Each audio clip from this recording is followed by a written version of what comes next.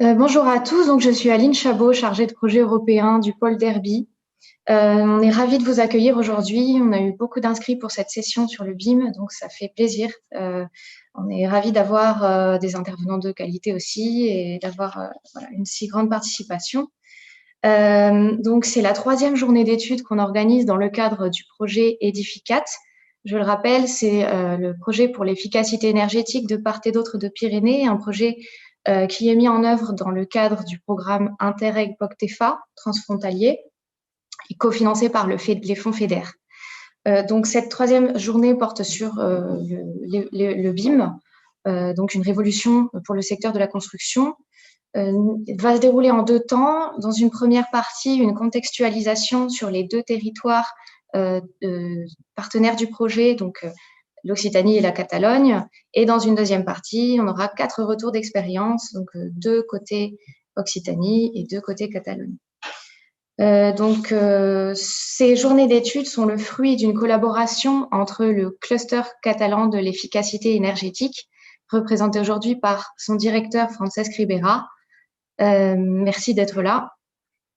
Et par une collaboration entre le cluster catalan de l'efficacité énergétique et le pôle de compétitivité Derby, qui ont signé une convention de partenariat il y a quelques années.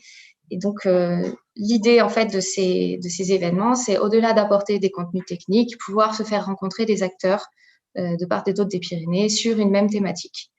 Nous développons donc ces journées d'études sur l'ensemble du projet jusqu'à 2022.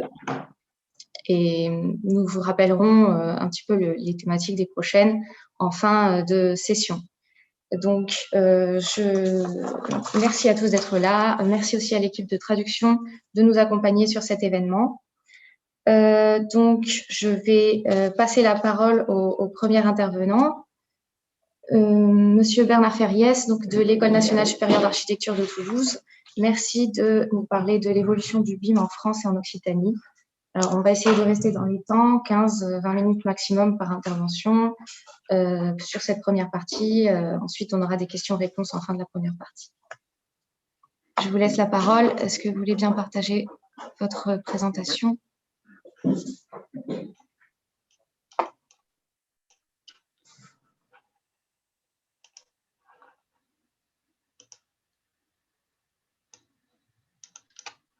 Voilà, vous voyez mon écran? Oui. Voilà, donc bonjour à tous et à toutes, buenos días. Donc je vais tenter donc de faire un état de lieu au niveau national et occitan sur le BIM. Alors je vais remonter à 2014. En 2014, la ministre avait annoncé que le BIM serait obligatoire dès 2017. Et pendant longtemps, en fait, les journalistes ont repris ça et on pensait que le BIM allait être obligatoire en France. En fait, il n'en a rien été, donc il n'y a pas eu de loi derrière. Par contre, il y a eu une directive européenne en 2014 qui incitait les États membres à encourager, sinon à exiger, l'utilisation du BIM, en suivant l'exemple du Royaume-Uni qui l'avait fait en 2000, qui a rendu le BIM obligatoire à partir de 2016. Et en fait, chaque État membre devait ensuite traduire cette directive dans le droit national, et la France a opté pour un simple encouragement. Donc en conclusion, il n'y a jamais eu d'obligation en France à faire du BIM. La solution qui a été retenue, ça a été d'accompagner la transition numérique. Les pouvoirs publics ont financé un premier plan d'une durée de 4 ans qui a été doté de 20 millions d'euros et qui a produit un certain nombre de résultats. Par exemple, un guide à l'intention des maîtres d'ouvrage pour les inciter à demander, à lancer des opérations en BIM. Ce plan a financé également une plateforme collaborative qui a été gratuite complètement pendant plusieurs années et qui a amené des entreprises, notamment des petites entreprises, à découvrir l'intérêt de ces plateformes. Des différents outils également ont été définis, des référentiels et également des expérimentations diverses donc en France, sur les opérations BIM. Ce plan est terminé. Il a été suivi par un deuxième plan qui est en cours, qui est un peu moins doté, juste seulement 10 millions, et qui est là pour passer à une deuxième étape de généralisation de la commande en BIM dans l'ensemble du secteur.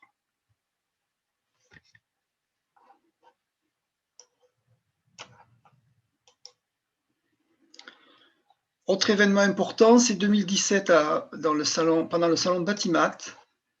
L'ensemble des organisations professionnelles du bâtiment donc, ont signé ensemble une charte et se sont engagés à utiliser le BIM à l'horizon 2022. Donc c'est un engagement volontaire de toutes les professions de la construction, avec la création d'une association, donc ADN Construction, qui s'implique donc dans la promotion du BIM en France.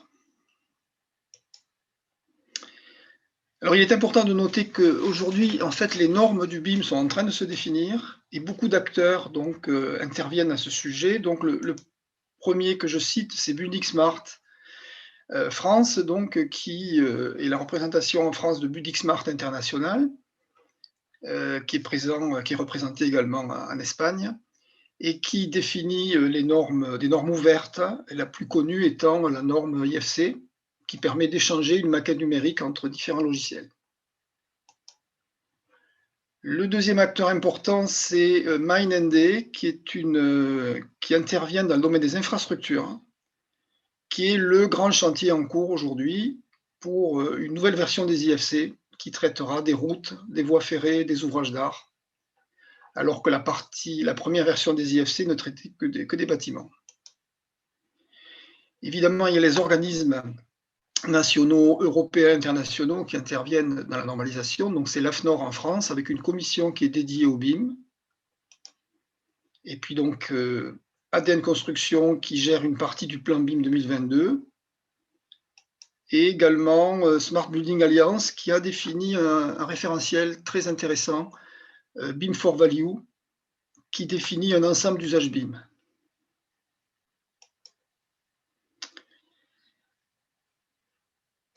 Alors, il y a peu d'enquêtes vraiment récentes. Celle-ci est intéressante parce que c'est l'Ordre des architectes, le Conseil national de l'Ordre, qui a analysé des appels d'offres sur une période de 2-3 années, qui montre une croissance régulière de la demande, des appels d'offres dans lesquels il est question du BIM. Donc, dans la période 2016-2018, on était à 8% à peu près d'appels d'offres, avec une répartition équilibrée donc, dans les différentes régions de France.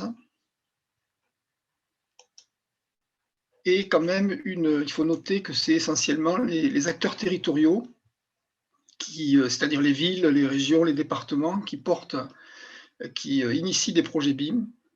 On trouvera ensuite l'État et les bailleurs sociaux également. Donc une demande croissante. Deuxième enquête intéressante pour savoir comment les architectes réagissent à ce contexte, c'est une enquête donc faite via le Conseil national de l'Ordre, auprès de 30 000 architectes, avec près de 900 réponses. Alors, ce premier schéma montre en fait les équipements des personnes qui ont répondu. On voit encore beaucoup d'AutoCAD, beaucoup de dessins 2D, du SketchUp, qui est l'outil léger pour faire du 3D, et puis on va voir apparaître Archicad, Revit, et un petit peu Allplan. Une enquête similaire dans les bureaux d'études montrerait qu'on a peut-être beaucoup plus de Revit. En tout cas, dans beaucoup d'opérations que je suis, on voit très souvent un architecte équipé d'Archicad, par exemple, et un bureau d'études équipé de Revit. En tout cas, équipé de divers outils et qui communiquent par la norme IFC dont j'ai parlé juste avant. Alors, ce graphique est important parce qu'il présente que on a près de 60% encore des agences qui ne travaillent pas du tout en BIM. C'est beaucoup. 30% utilisent le BIM, mais pour elles-mêmes, c'est-à-dire elles vont s'équiper d'un logiciel comme Archicad ou Revit.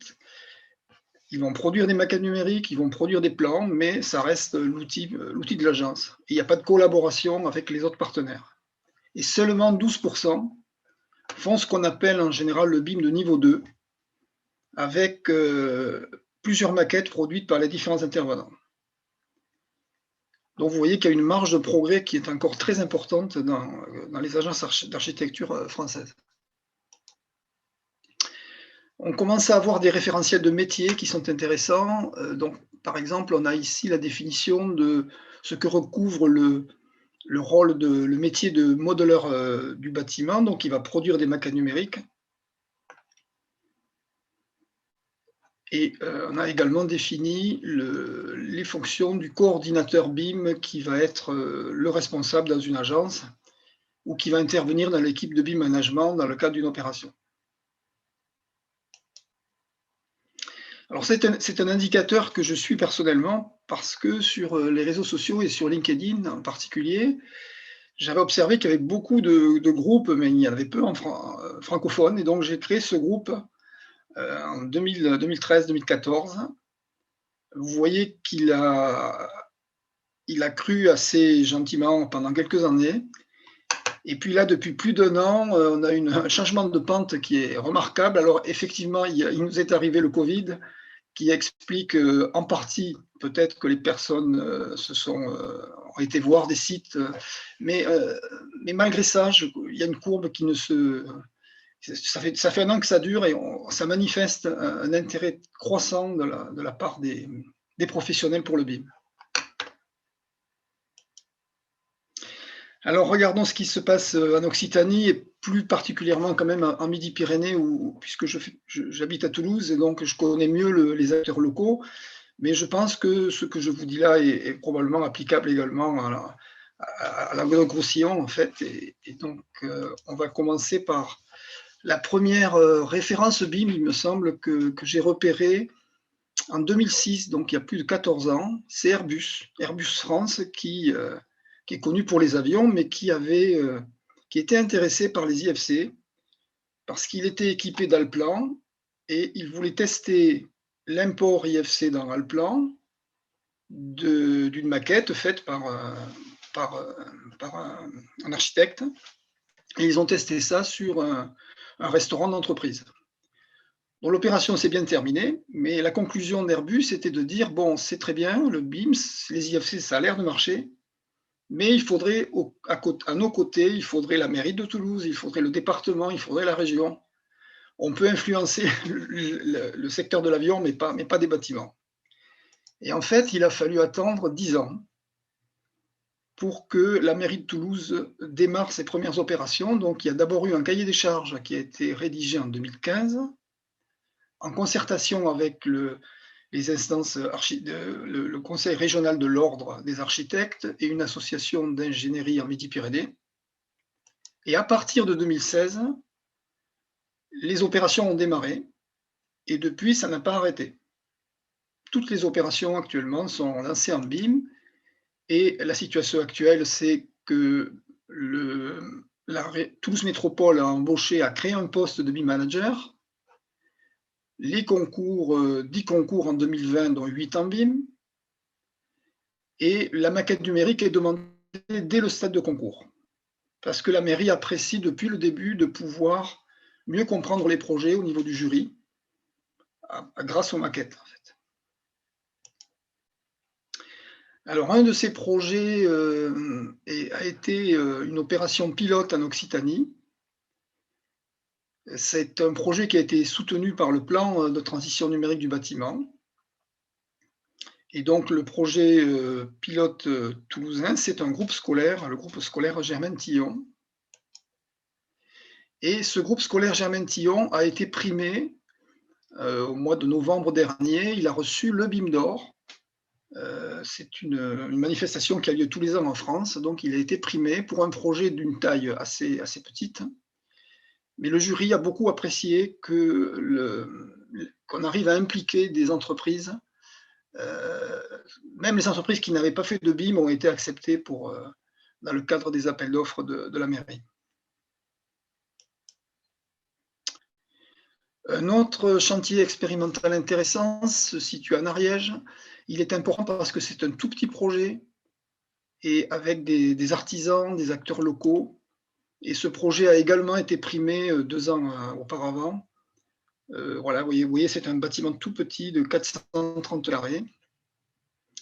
Et ça a été également un succès. Et il y aura un MOOC qui sera produit à partir de cette expérience. Alors, le département de la Haute-Garonne s'est lancé également dans le BIM.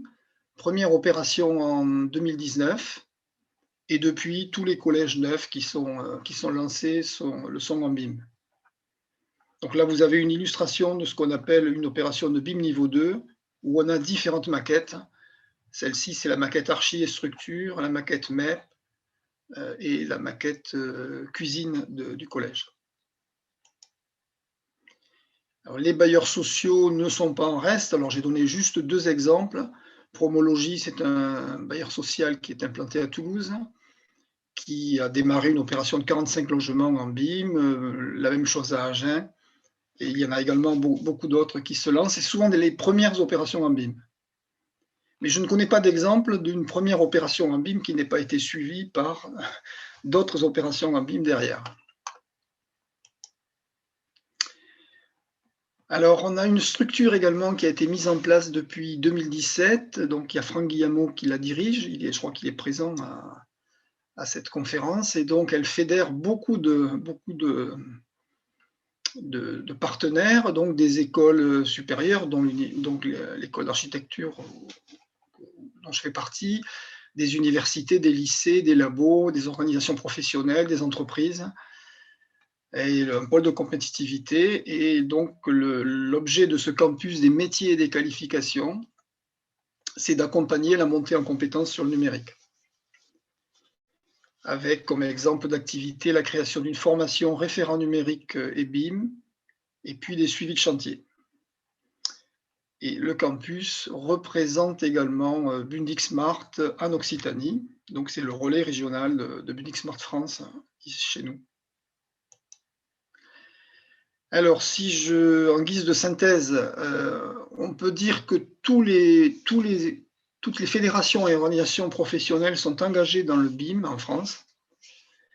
Il n'y a pas un métier qui serait à l'écart, donc tout le monde est parti dans l'aventure. Et ces plans successifs, finalement, ont produit des résultats, des outils, et finalement, je pense que la solution de l'accompagnement a l'air de marcher aussi bien qu'une obligation donc, qui n'a pas été retenue donc, il y a quelques années. La formation, il y a énormément de besoins de formation, mais il y a également beaucoup de dispositifs qui se sont mis en place. Et puis, donc, en Occitanie, en fait, l'impulsion est donnée par les maîtres d'ouvrage publics. Donc, j'ai cité la Toulouse Métropole, le département, j'ai oublié également la région qui, évidemment, lance aussi des opérations en BIM, plus les bailleurs sociaux. Donc, voilà, aujourd'hui, on voit de plus en plus d'appels d'offres pour des opérations conduites selon une démarche BIM. Et évidemment, mécaniquement, ça entraîne un besoin de formation et une élévation progressive de la maturité des intervenants. Voilà, je vous remercie. Merci beaucoup, Monsieur Ferriès. On aura un temps de questions-réponses juste après, mais d'abord, j'aimerais laisser la parole à Ferran Bermejo Nualart, qui est directeur technique de l'Institut de technologie de la construction de Catalogne et qui va nous parler de la contextualisation du BIM en Catalogne.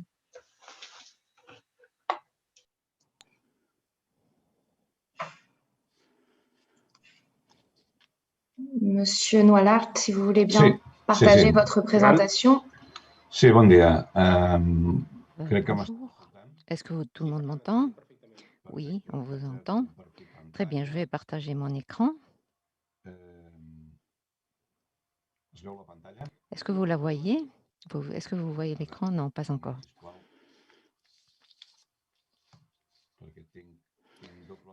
Excusez-moi parce que j'ai 2 écrans et il faut voir comment ça marche.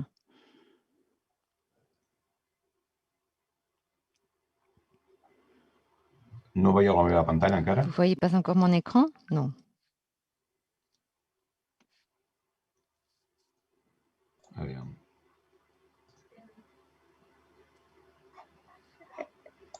Est-ce que vous préférez qu'on le partage à votre place? Ferran, vols que te la compartim? Ah, mira, ara. No, no, c'est no bon, cal, no c'est cal. bon. Jo crec Ok. que ja ho Ara. tindrem. Très bien. Non, non, c'est pas la peine. Je crois que j'y arriverai. Là, je pense que c'est bon. Là, c'est bon, vous le voyez? Oui. On voit, il faudrait élargir l'écran pour qu'on voit l'écran complet. Attendez. Vous le voyez en mode de présentation? Non. Non, non. Je sais ce qui se passe. Attendez un moment.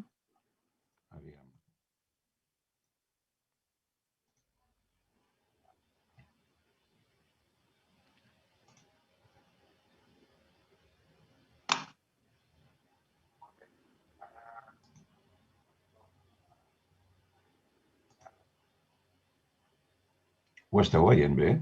Est-ce que vous le voyez?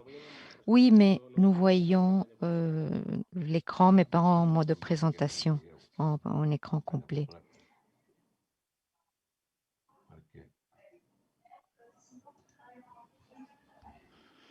Disculpeu, ho solucionem de seguida. Excusez-moi, je vais essayer de résoudre ça. Si vous voulez, on peut le faire à votre place, si ça vous arrange.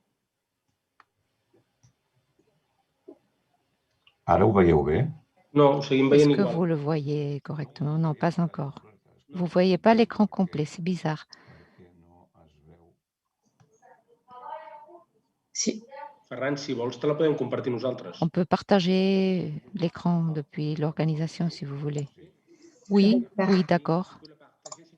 Je le fais, oui. D'acord, merci. Val, llavors sí que hauries de sortir del share screen. El que passa és que... Però quina presentareu? La que vaig enviar ahir? Mais qu'est-ce que vous allez présenter? Ce que j'ai envoyé hier? Oui. Quelle est la présentation que tu partageras? Celle qui a été envoyée hier?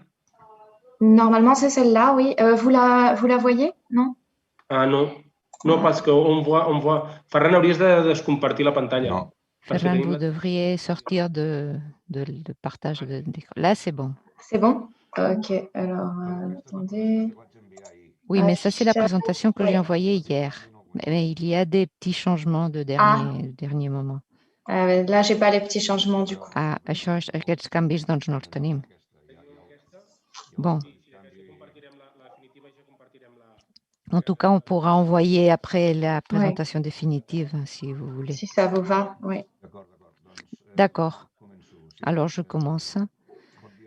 Bonjour à tous et merci de l'occasion d'être présent à cette réunion lors de ce projet européen. L'ITEC est un organisme de soutien au monde de la construction qui travaille depuis plus de 20 ans à Barcelone, mais avec une activité internationale dans les 5 continents à partir des domaines de travail sur lesquels travaille l'ITEC.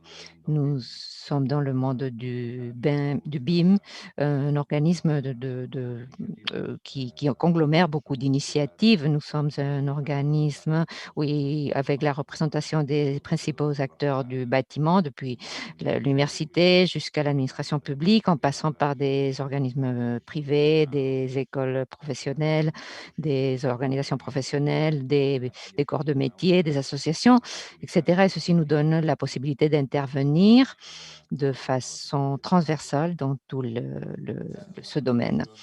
La présentation précédente de Bernard nous a montré certaines questions qui sont similaires à celles que nous avons vécues en Catalogne. Cependant, il y a quelques différences, essentielles même, c'est-à-dire que le fait qu'en Catalogne et en Espagne, et que ni en Espagne ni en Catalogne, il n'y a pas eu d'investissement important ni significatif pour l'implantation du BIM. Tout a été fait de façon volontaire, avec beaucoup de volonté d'autre part, et ceci fait en sorte que les choses soient plus lentes, puisqu'il n'y a pas une exigence en ce qui concerne les résultats.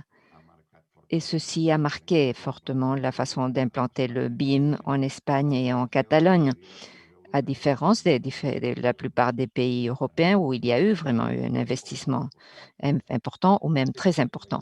Cette image que vous voyez à l'écran est un premier aperçu du BIM. Comme vous le voyez, en haut, la zone bleue marque les initiatives du gouvernement de Catalogne et en bas, la zone verte montre les initiatives privées ou publiques-privées. Les premières initiatives en Catalogne du BIM ont été à l'initiative du gouvernement de Catalogne en 2013, où à partir de quelques projets ont incorporé certains aspects du BIM. Ce n'étaient pas des projets tout à fait basés sur le BIM, mais qui incorporaient certains aspects du BIM. Ceci a été fait pendant 2013, 2014 et en 2015. Fait marquant apparaît, à savoir la première édition du Congrès international European BIM Summit, EBS 2015, un congrès qui a qui a été organisé par l'Ordre des architectes techniques de Barcelone et qui a supposé une inauguration, une présentation en société du BIM de façon assez remarquable. À partir de ce premier congrès qui a été organisé depuis 2015 tous les ans, la nécessité s'est produite de transférer ce besoin d'aligner les intérêts du BIM dans plusieurs secteurs.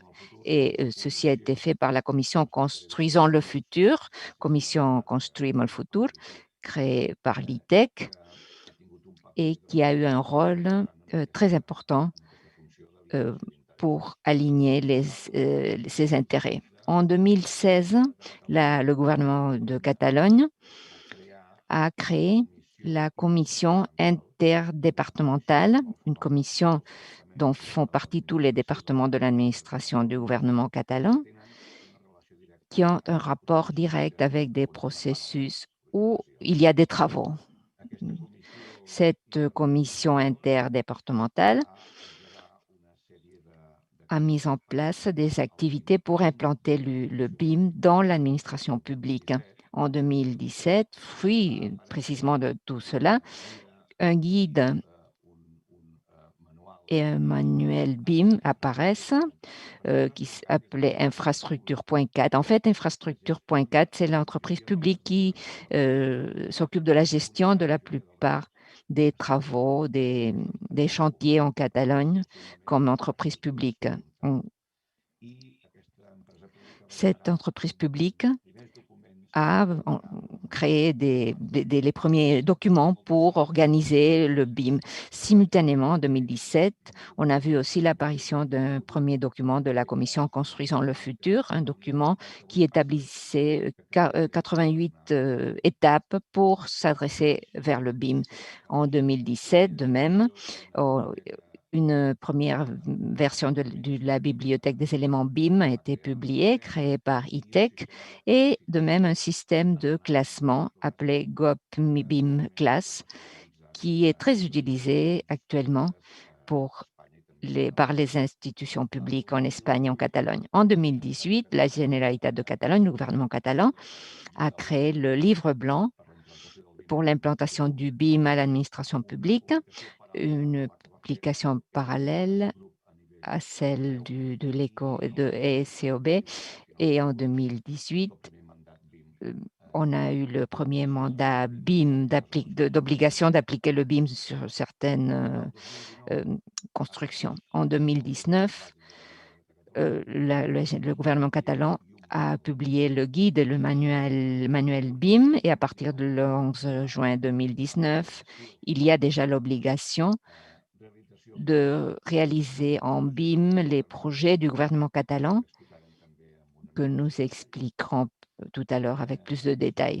Ces documents, actuellement, sont en phase de révision et il y a aussi des documents de la commission Construisons le futur qui donneront des pistes pour savoir comment faire les appels d'offres publics, et il y aura aussi un guide de collaboration. Si on passe à l'image suivante, s'il vous plaît. Merci. Vous verrez un petit résumé de la commission Construisons le futur, Construisons le futur, qui a l'intention d'aligner tous les acteurs du secteur, en commençant depuis mars 2015, et qui rassemble plus de 50 organismes publics et privés qui ont trait aux projets de construction ou des travaux, etc. La plupart, c'est des maîtres d'ouvrage, des maîtres d'œuvre, des représentants, des organismes publics, euh, euh, municipaux, supramunicipaux, et au niveau de la Catalogne, etc. Et qui s'organisent en 3 groupes de travail, réglementation, processus et technologie. Tout ceci sous la coordination exécutive de l'ITEC. Et d'ailleurs, cette commission travaille pour transformer le secteur de la construction, du bâtiment, avec ces 3 images que vous voyez comme emblèmes. La philosophie Lean, les contrats de collaboration identifiés comme IPD et le BIM. Il s'agit de 3 concepts qui sont liés et qui, en travaillant ensemble, nous permettront de transformer le monde du bâtiment pour une nouvelle construction. Nous passons à l'image suivante, s'il vous plaît.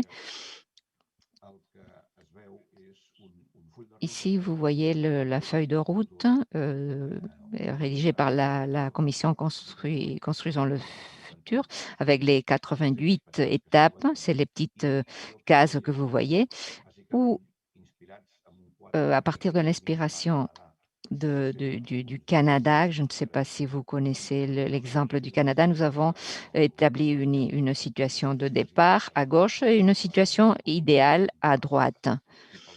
Et au milieu, il y a les étapes, les actions à mener pour mettre en place ces nouvelles méthodologies. Je fais référence à la méthodologie BIM tout le temps parce qu'en Catalogne, nous avons mis l'accent sur la compréhension de la méthodologie BIM comme l'ensemble des processus et des technologies, tout ce qui permet que les équipes, que les personnes travaillent avec certains flux de travail, avec certaines organisations, avec certains échanges d'informations, c'est-à-dire l'addition de technologie plus processus donne la méthodologie BIM, et on ne peut pas travailler avec l'une sans l'autre, parce qu'alors on travaillerait avec un BIM qui n'est pas exploité au maximum. Et c'est l'objectif précisément de ce chemin de transition vers une construction plus organisée. Si nous passons à l'image suivante, nous verrons le résultat de ce travail. Vous le voyez en haut. Le résultat est donc cette publication avec les symboles de différentes couleurs, où les actions étaient regroupées sous 7 concepts simples avec un mot-clé, par exemple, accompagner, éduquer, faciliter, évaluer, amélioration continue, effet de traction. Elle est en catalan et en français, vous pouvez la consulter si vous le désirez. Un autre travail important mené par la commission Construisons le futur, c'est le livre blanc en bas sur la définition stratégique de la mise en place du BIM auprès de la Généralitat de Catalogne, le gouvernement catalan. En 2017, le gouvernement a décidé d'étudier comment implanter le BIM dans l'administration, et fruit de cette réflexion est né ce livre blanc qui donne les pistes à l'administration pour pouvoir suivre un processus organisé d'implantation du BIM. Je vous laisse aussi les liens en catalan et en espagnol également, et vous pouvez le consulter si vous le souhaitez. Si nous passons à l'image suivante.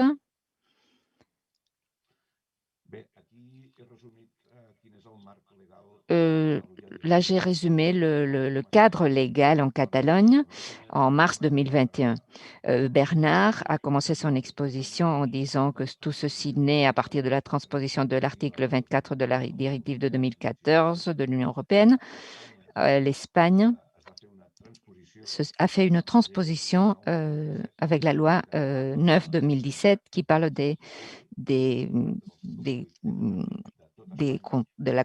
contrats, des commandes publiques, des marchés publics de travaux en Catalogne. Et dans cette loi, il est établi que dans les marchés publics de travaux et de services, on peut exiger des outils électroniques spécifiques comme le BIM.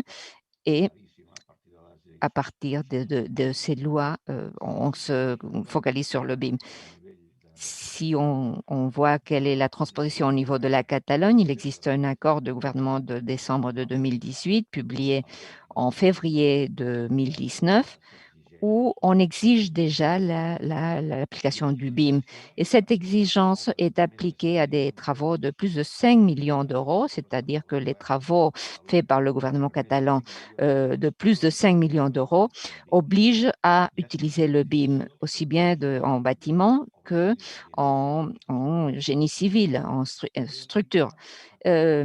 Cette obligatorité, elle s'applique aussi à des contrats de service, par exemple une commande de service d'un projet avec une valeur de contrat de plus de 200 000 euros.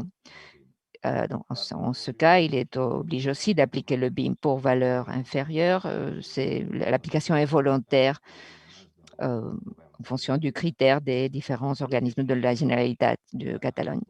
Quoi qu'il en soit, l'administration publique, l'infrastructure.cat, l'organisme dont j'ai parlé, gère tous les travaux publics en Catalogne et applique le BIM partout, pour tous les travaux actuellement. Depuis 2 ans, il applique systématiquement le BIM à tous les travaux. C'est une application de BIM limitée encore, parce qu'elle se fait au fur et à mesure, mais dans tous les travaux, il est demandé qu'il y ait des processus réglementés par un manuel de BIM, et au niveau technologique, elle demande que tous les projets aient au moins 3 modèles BIM, un modèle d'architecture, un modèle de structure et un modèle d'installation. Et il est demandé qu'il y ait une coordination géométrique de ces 3 modèles. C'est un premier pas donc d'application du BIM. Ceci est en phase de révision actuellement et il est possible que d'autres exigences soient aussi incorporées. C'est vrai aussi qu'il y a une obligation de structurer les modèles BIM, non seulement le modèle graphique, il y a aussi une structure d'information définie avec des paramètres, avec des attributs minimums exigés pour chacun des éléments qui font partie du modèle BIM. Il y a aussi l'exigence d'utilisation du format ouvert IFC comme modèle d'échange entre les différents agents, les différents acteurs, indépendamment, qu'on puisse demander des modèles natifs engendrés par les systèmes de modélisation utilisés. Si on passe à l'image suivante. Oui, il vous reste 1 minute, juste. Merci. Ui, només un minut, doncs. Sí. Oh là là, 1 minute. Donc, je n'aurai pas assez parce que j'ai pas mal d'images, j'essaierai de me dépêcher. La commission interdépartementale du BIM a différentes fonctions. Il s'agit de la commission du gouvernement du catalan qui s'occupe de l'implantation du BIM. Nous passons à l'image suivante.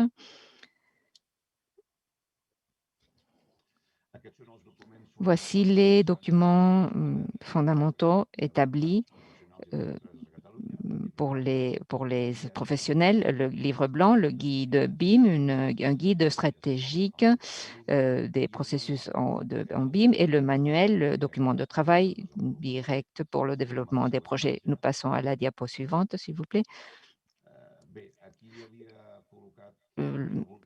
Si là, j'avais pensé, puisqu'il s'agit de documents très longs, de plus de 100 pages, j'avais mis l'index avec et les images suivantes ont la même structure. C'est juste le contenu des différents du manuel, du guide et du livre blanc, mais on n'a pas de temps, donc on passe.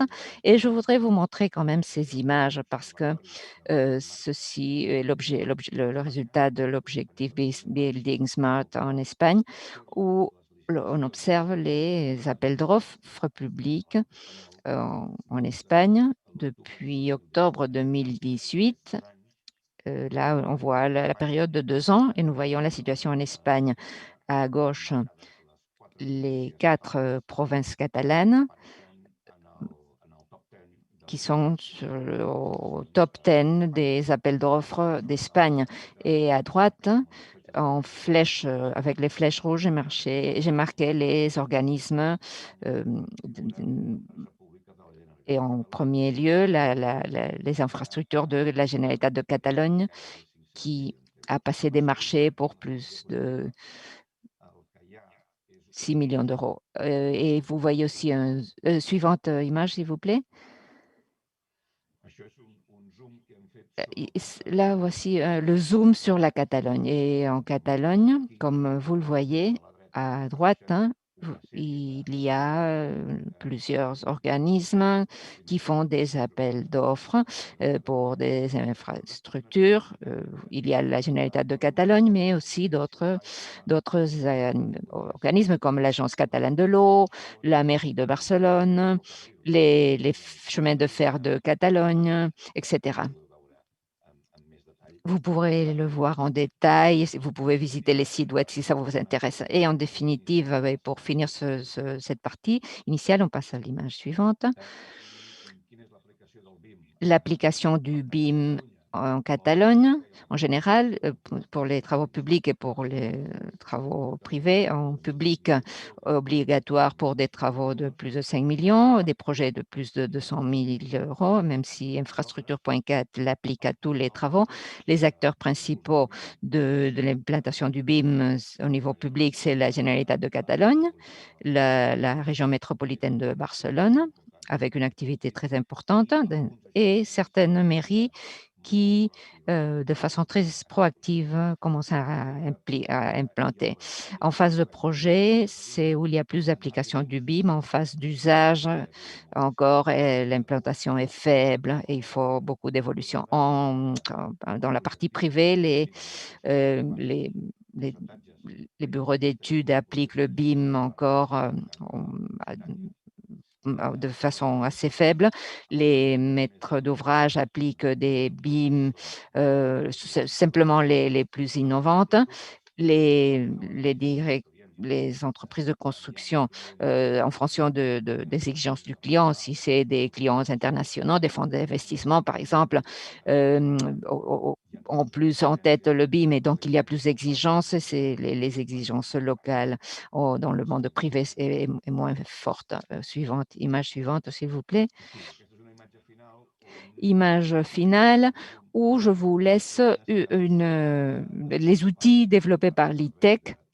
J'ai marqué tous les acteurs du BIM pour que vous puissiez les utiliser si vous le souhaitez. Il y a les standards ECOP, un standard de création d'objets BIM qui forment les modèles, outils gratuits que vous pouvez consulter. Nous avons une bibliothèque d'objets BIM fait avec ce standard. D'autre part, il y a une base de données qui travaille avec des prix, des coûts de maintenance, etc., appelés BEDEC, des logiciels TCQ, des logiciels qui permettent de faire des budgets, des planifications, des certifications de travaux en OpenBIM. Et puis, nous travaillons aussi depuis l'ITEC en conseil de stratégie d'implantation BIM pour des fabricants de produits et des organismes publics et privés en matière d'adoption du BIM. Voilà, j'ai dépassé un peu mon temps, mais je suis désolée. Merci, Monsieur Noller. Merci beaucoup. Avant qu'on passe à la deuxième partie, est-ce qu'il y aurait quelques questions de la part des participants? Oui. Alors, merci pour vos présentations. En tout cas, pour le moment, il n'y a pas de questions qui sont écrites dans le fil de discussion. Donc, je propose de poser une première question. Alors, vous avez présenté, on note une forte demande au niveau des acteurs territoriaux et de la commande publique. Comment faire pour favoriser l'utilisation du BIM chez les autres acteurs?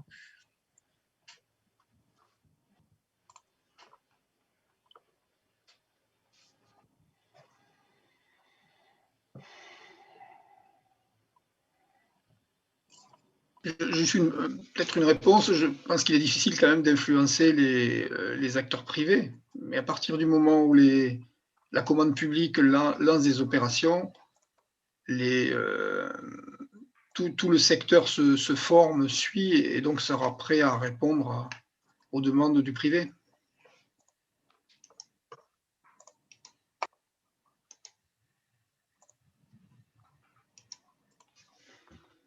Dans le cas de la Catalogne, si vous me permettez, moi, je dirais qu'on a un vide important en matière de formation et d'accompagnement, de support à tous les acteurs pour que ces acteurs commencent à mettre en place, utiliser le BIM, parce que cela demande des efforts économiques et personnels. Et je pense qu'il n'y a pas assez de support, d'accompagnement pour que le secteur privé fasse ce changement. Comme je dis pendant ma présentation, ni en Espagne ni en Catalogne, on a fait des investissements massifs pour favoriser ce changement. Plutôt, on a suivi la voie volontariste et cela fait que les changements soient des changements lents. Alors, ces obligations qui apparaissent maintenant concernant la mise en place du BIM pour certains projets, c'est la seule voie qu'on suit maintenant. C'est difficile de convaincre les acteurs d'utiliser BIM dans le contexte de crise économique qu'on a en Espagne et en Catalogne, parce qu'on a vraiment une difficulté à trouver de l'investissement et il faut le dire qu'on n'a pas beaucoup de travail, il y a peu de travaux.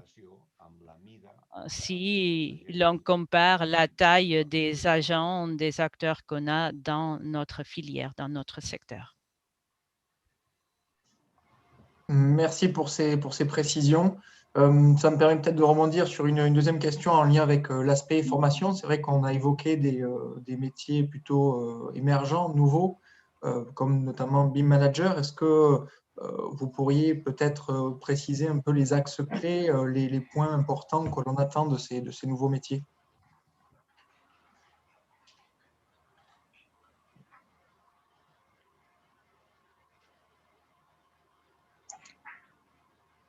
Peut-être je réponds peut-être sur ce point. J'ai montré deux fiches qui parlaient du modeleur BIM et du coordinateur BIM. On n'a pas de fiche pour le BIM Manager parce qu'il y a un débat qui consiste à dire le BIM Manager, c'est pas un nouveau métier, et c'est plutôt un nouveau rôle pour un métier existant. Et c'est souvent l'architecte qui, de plus en plus, assure cette fonction de BIM Manager.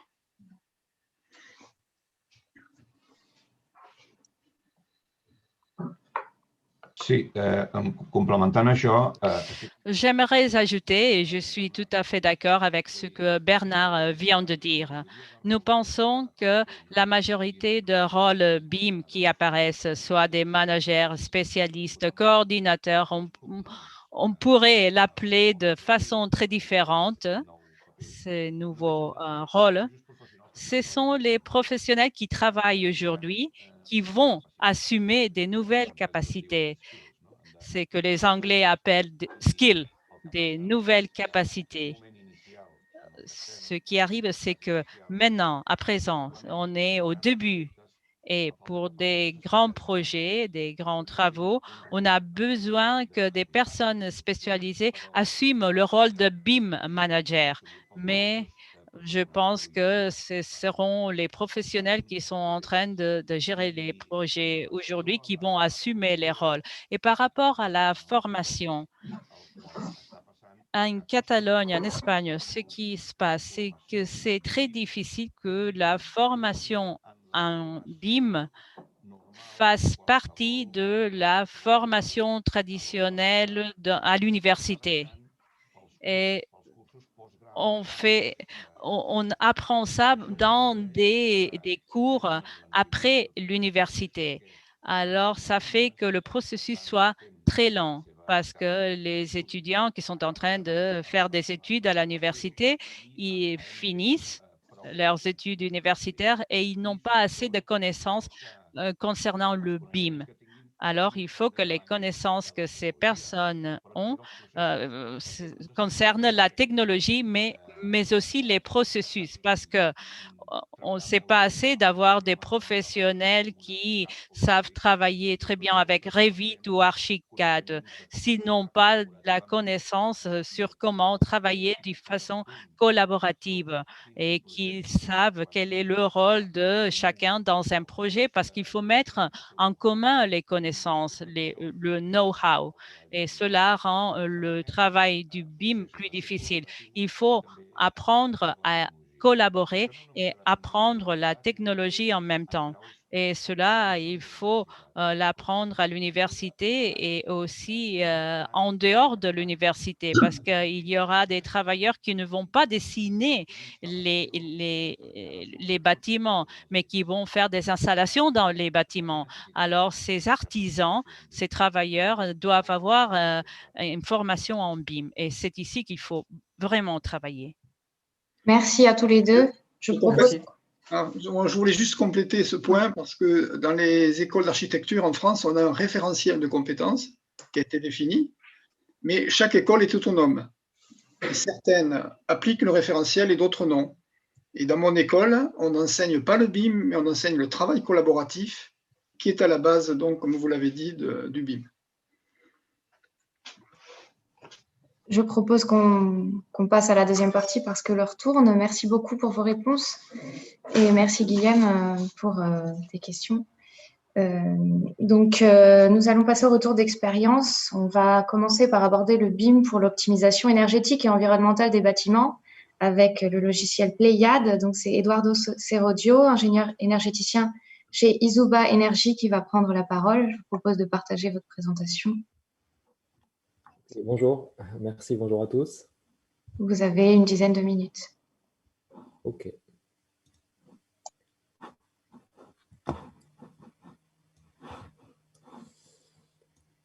C'est bon comme ça pour le partage d'écran?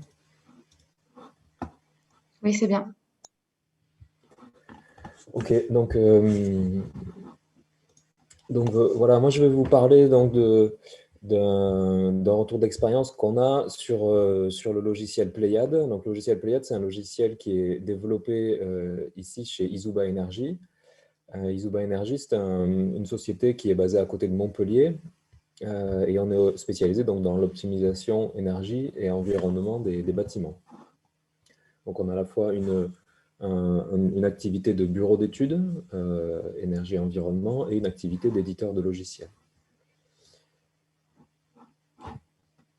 Donc, notre logiciel Pléiade, il regroupe, en fait, c'est un logiciel d'éco-conception qui regroupe plusieurs outils, un ensemble d'outils qui servent à un bureau d'études à faire la conception énergie-environnement de son projet. Donc vous avez à la fois des outils de simulation thermique du bâtiment, simulation de la qualité de l'air intérieur avec l'évaluation des polluants, des outils qui vont servir à vérifier la conformité à la réglementation, bon, là, dans le cas de la réglementation française, RT 2012, RT existant, réglementation thermique, des outils de dimensionnement aussi, des installations de chauffage et de climatisation, et puis des outils qui vont permettre de faire ce qu'on appelle l'analyse du cycle de vie, donc évaluer les impacts environnementaux du bâtiment sur tout le cycle de vie du bâtiment. J'ai mis quelques diapositives ensuite pour illustrer un petit peu ces outils-là, juste pour que vous ayez quelques images. Donc là, on est dans des résultats de la partie simulation thermique. Vous avez une vue ici d'un résultat d'une simulation d'éclairement naturel. Voilà, la simulation d'éclairement naturel permet de quantifier la lumière naturelle disponible dans une pièce pour connaître évaluer le confort visuel des occupants, par exemple. On peut faire de la simulation aussi de l'ensoleillement des façades, qui est notamment quand on est dans un environnement urbain un peu dense, avec beaucoup d'ombre. Ça permet d'être une aide à la conception pour voir comment le bâtiment se comporte par rapport à l'ensoleillement. Là, vous avez des résultats qui sont des résultats de la simulation thermique dynamique en elle-même. Donc là, on a des points qui représentent des conditions de température et d'humidité dans une zone thermique, dans une zone, et puis on évalue du coup si ces points-là sont dans une zone de confort. Voilà, donc il y a différents indicateurs de confort qui permettent de caractériser le confort thermique des occupants, notamment en été dans une zone qui n'est pas climatisée. Et puis d'autres sorties ici graphiques qui permettent de voir les évolutions de température ou les appels de puissance de puissance de chauffage ou de climatisation dans une pièce pour aider vraiment le concepteur à faire les bons choix d'équipement et de paramètres de conception du projet. J'ai rajouté aussi quelques images de la conformité, pour illustrer la conformité à la réglementation thermique. Donc on a une réglementation thermique qui s'appelle la RT 2012, qui est actuellement en cours d'application en France, et il y en a une nouvelle qui se prépare, là, la RE 2020, ça nous occupe beaucoup en ce moment en France, cette nouvelle réglementation.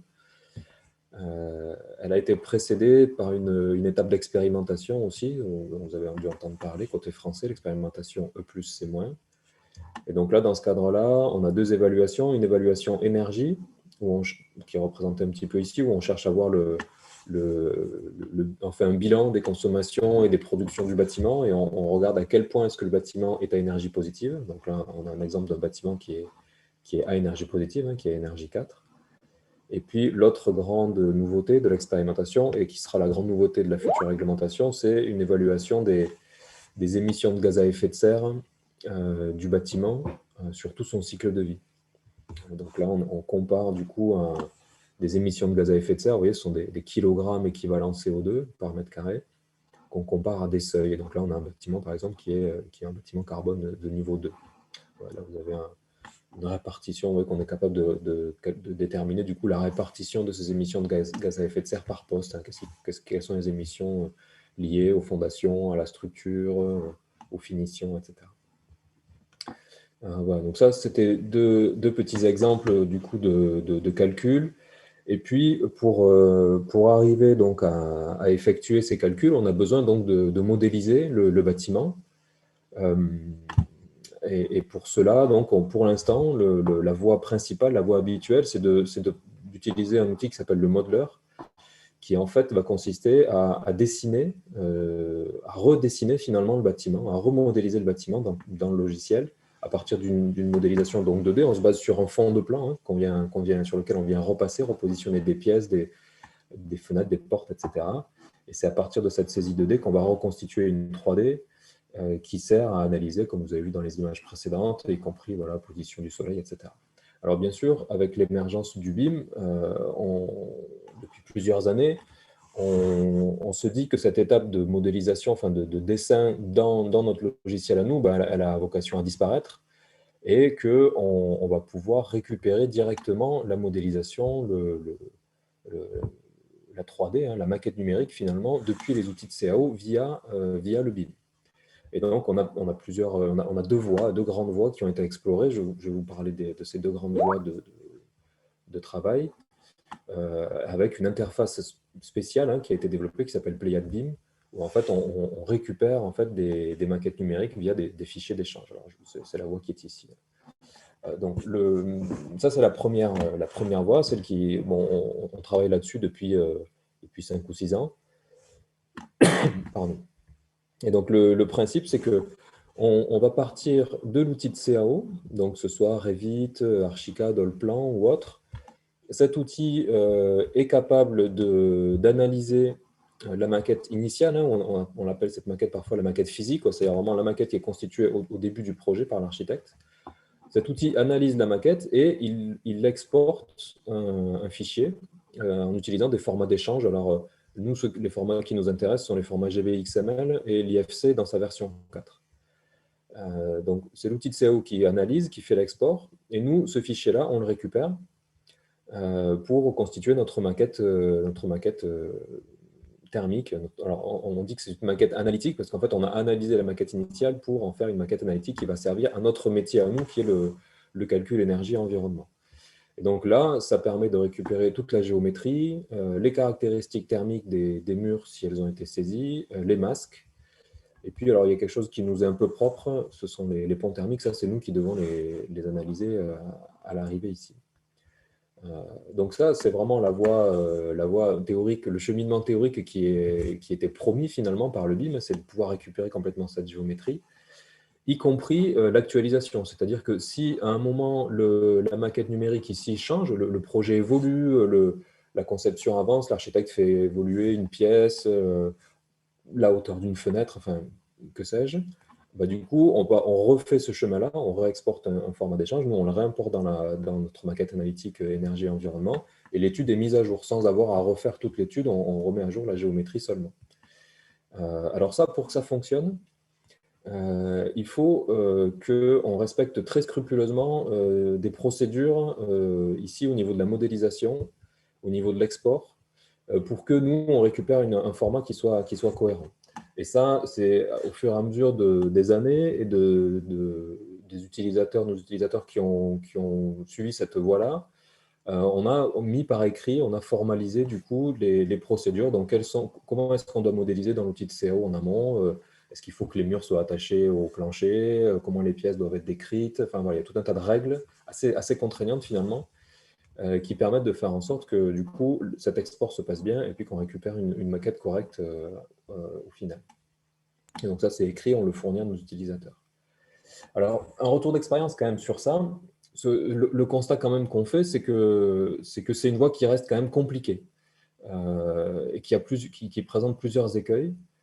Le premier, c'est que l'analyse de la maquette qui est faite par l'outil de CAO, c'est-à-dire que le Revit ou Archicad vont analyser la maquette et exporter un fichier d'échange, mais ce fichier d'échange, la constitution de ce fichier d'échange, il n'est pas forcément toujours parfait, il n'est pas forcément complètement conforme à la norme, ou alors la norme elle est suffisamment ouverte pour que chacun fasse un peu à sa façon, et puis on se retrouve avec des fichiers d'échange qui ne sont pas tous cohérents entre eux, et nous, ça nous demande beaucoup de travail pour pouvoir adapter notre import aux fichiers d'échange qui viennent des différents logiciels. Les contraintes aussi, donc les contraintes de saisie de modélisation qu'on donne nous pour avoir à la fin une maquette utilisable pour la thermique, on va donner des contraintes fortes à l'architecte pour sa modélisation au départ.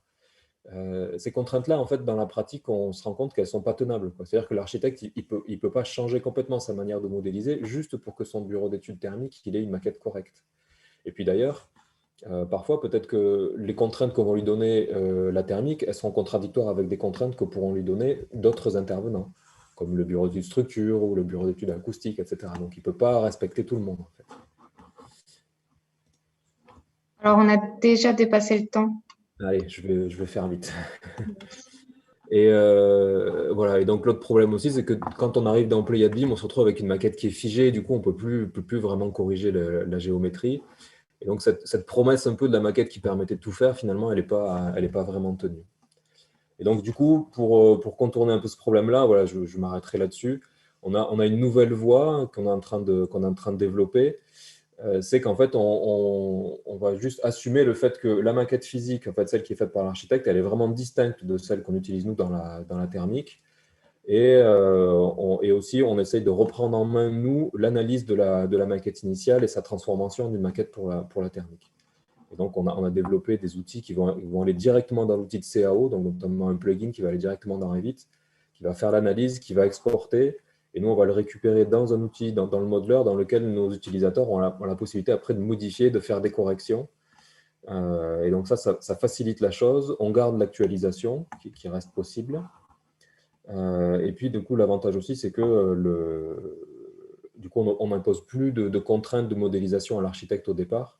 Et ça facilite en fait cette transmission. Le bureau d'études se retrouve plus responsable de sa maquette à lui, de sa maquette thermique.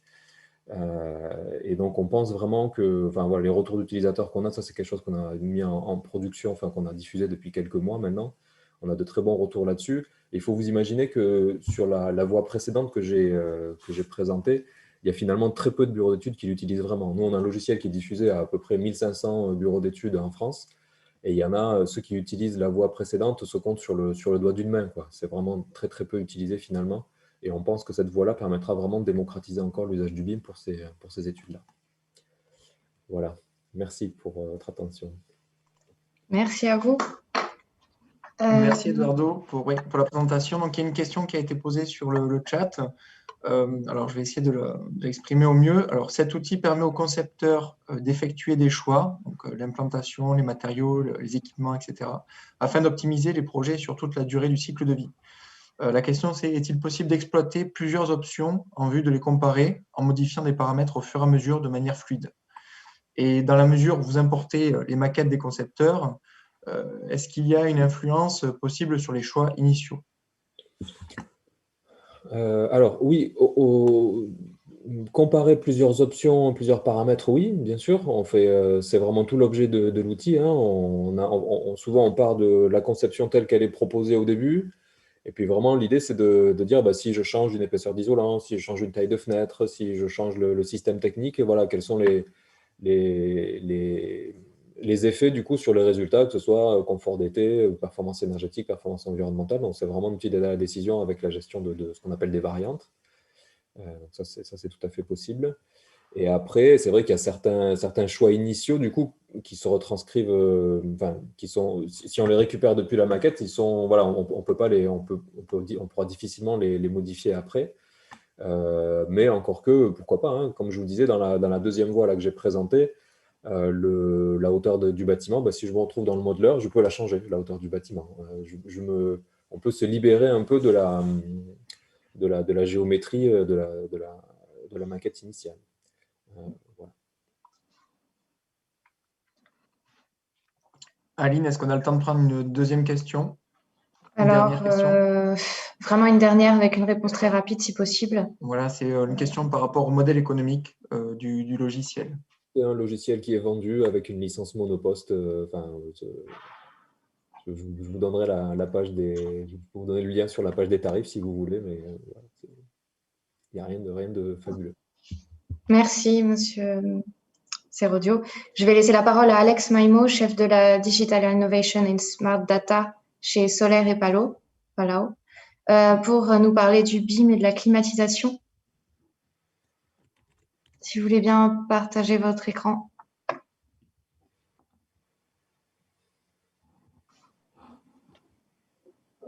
Bon dia a tothom.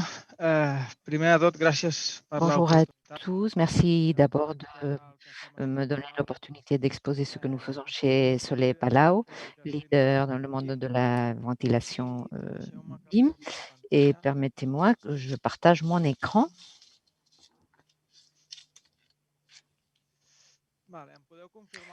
Est-ce que vous voyez bien l'écran?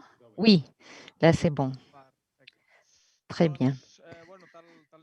Bon, comme on l'a dit, je suis le responsable d'innovation digitale numérique chez Solaire Palau. nous considérons des pionniers dans le secteur de la ventilation et le BIM parce que nous avons commencé déjà en 2014.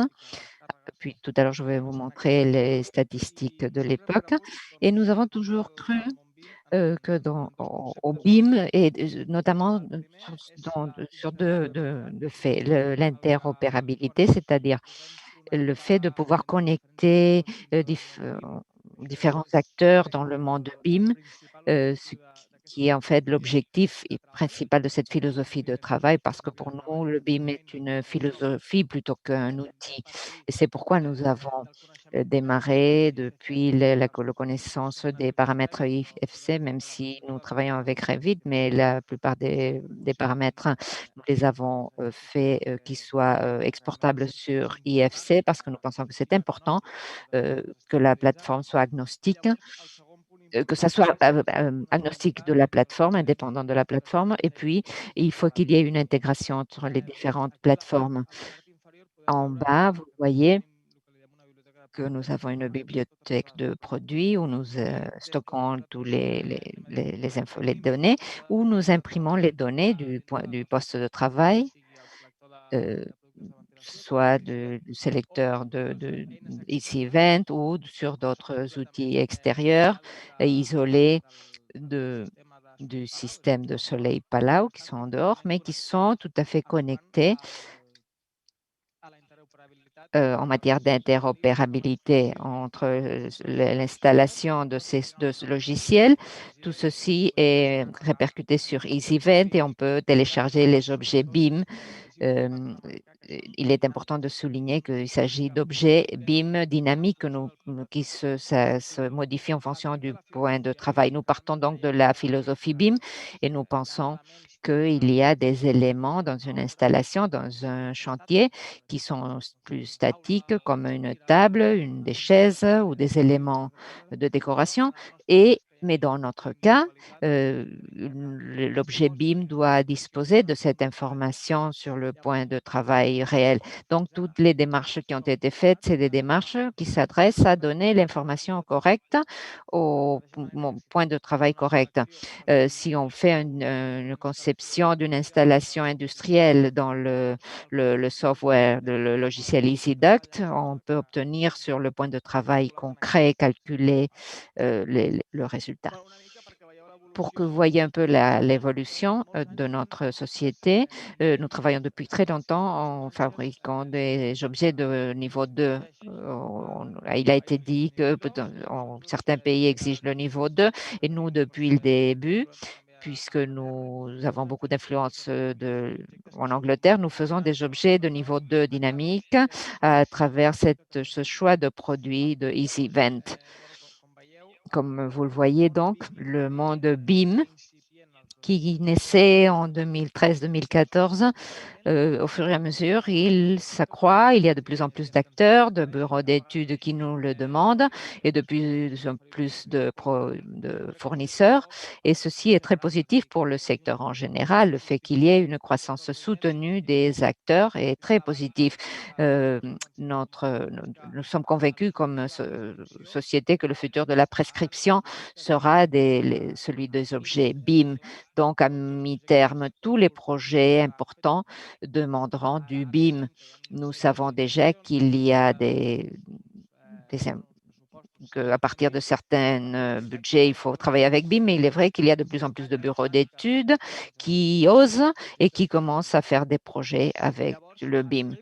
Chez Soleil Palau, nous avons diverses typologies d'objets. Nous avons d'un côté des fichiers de produits.